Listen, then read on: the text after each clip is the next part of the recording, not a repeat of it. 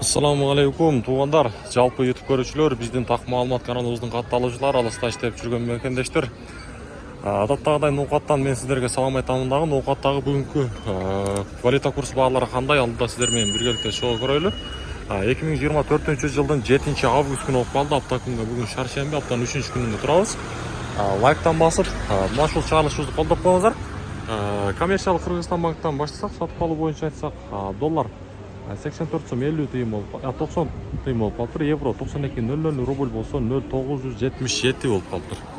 1000 рублиңиздер 977 сом болуп турган кезде.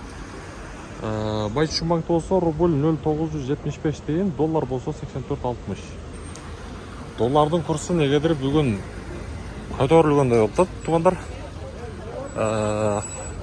Анан дагы туугандар, ар бириңиздер биздин каналга подписка болгонду унутпаңыздар. Катталып койсоңуздар, буюрса мен сиздерге мына ушундай күнүмдүк валюта курстарды көрсөтүп турамын. Доскоро банк сатып алуу рубль 0,978, доллар 84.60, евро 92.00.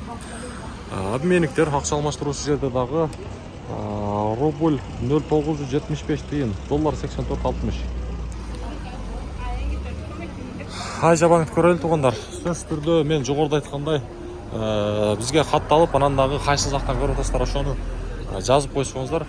Буюрса бизге өтө кызык, кайсы регион, кайсы область же болбосо кайсы мамлекет ошол жактан көрүп атканыңыздарды жаза кетиңиздер. Айжа банк рубльдун абалы 0,975 тыйын, доллар 84.60.